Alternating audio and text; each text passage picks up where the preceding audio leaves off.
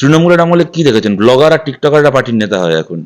তৃণমূলের আমলে গত 10 বছর ধরে, 12 বছর ধরে, যেহেতু ছাত্র রাজনীতি পশ্চিমবাংলায় লাটে উঠে গেছে, আপনি এসএফআই ছেড়ে দিন, টিএমসিপি করা ছেলেমেয়েরাও যেহেতু কলেজে আর ভোটে লড়তে পারে না, কারণ কলেজে ভোটই আর এখন হয় না।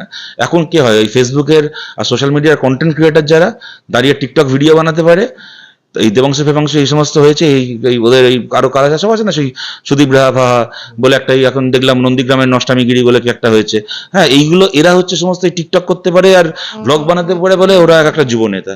এর জীবনে কোনোদিন ছাত্র রাজনীতি করেনি, জীবনে কোনোদিন কোনো যুব আন্দোলন করেনি, কোনোদিন ক্লাস ক্যাম্পেনিং করেনি, রাস্তায় মিছিল করেনি, স্লোগান দেয়নি, পোস্টার লেখেনি, দেওয়াল লেখেনি, রাত জেগে চেন ফ্ল্যাগ বানায়নি, সকালে মইতে উঠে গাছে উঠে চেন ফ্ল্যাগ বাঁধেনি। হ্যাঁ, সমস্ত মোবাইলের ফ্রন্ট ক্যামেরা অন করে আডভার্ট বকে সমস্ত নেতা হয়ে গেছে। এই তো আমি বলছি এটা একখানা খালি তৃণমূলের ক্রাইসিস না, আমি বলছি এটা বাংলা রাজনীতির ক্রাইসিস একখানা। বাংলায় খালি যে বিমান বসু, সুভাষ চক্রবর্তী, শ্যামল চক্রবর্তীরা ছাত্র আন্দোলন থেকে তৈরি হয়েছিলেন তা নয়, বাংলায় প্রিয়রঞ্জন দাসমুন্সী, সুব্রত মুখার্জিরাও ছাত্র আন্দোলন থেকে তৈরি হয়েছিলেন। আজকে শ্রমিক ভট্টাচার্যকে দেখছেন, তিনিও ছাত্র আন্দোলন থেকে তৈরি হয়েছিলেন। তার কারণটা হচ্ছে বাংলায় ছাত্র আন্দোলন ছিল। আর এখন যার মোবাইলের ফ্রন্ট ক্যামেরা যত ভালো, সে তত ভালো নেতা হবে একটা দলের। তার কারণ সে তত ভালো টিকটক ভিডিও বানাতে পারবে, তত ভালো ব্লগ আর তত ভালো রিল বানাতে পারবে।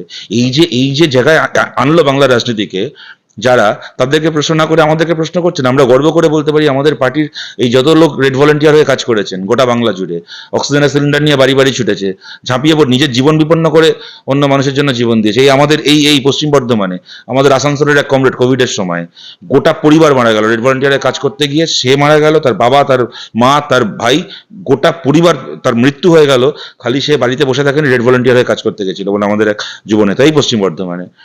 সুতরাং এইভাবে যারা কাজ করে গেছে গোটা বাংলা জুড়ে, কাজ করে যাচ্ছে, এবং জানবেন যে এরা কেউ প্রার্থী হোক না হোক, ভোটে জিতুক হারুক, তারা আগামী দিনে লাল পতাকা নিয়ে কাজ করে যাবে। আর তৃণমূলের দেখেছেন এইসব, এই রাজ্যে নিজের সরকার আছে বলে সে কি বড় বড় বীরত্ব, মঞ্চে দাঁড়িয়ে ভাষণ দিচ্ছে, তার বিরোধীদের এই করে দেবো, চামড়া গুটিয়ে দেবো, বুঝে নেবো, বাড়ি বাড়ি গিয়ে মারবো, হ্যান করবো, ত্যান করবো, কত বড় বীরত্ব। আর ঠিক যে রাজ্যে পুলিশ আছে, ঠিক রাজ্যের বাইরে পা রাখলো, ওই ওদের এক নেতাকে দেখেছেন, ওই বাংলাদেশে ভাষণ দেয়, ত্রিপুরায় গেল, কিছু না, গাড়ির কাঁচে দুটো ঢিল পড়েছে, গাড়ি থেকে নেবে ফেসবুক লাইভ করে কাঁদছে, এই দেখো আমাকে মেরে, কাঁদছে হাওয়া করে, দেখুন দেখুন আমার মামা মাথায় ইট লেগেছে, মাথা ফাটিয়ে দিয়েছে, আমার গাড়ি হামলা করেছে। যতক্ষণ পুলিশের কোলে বসে আছে ততক্ষণ ধরে মানে তাদের মতো মানে বাকসিংহ আর দুটো নেই পৃথিবীতে।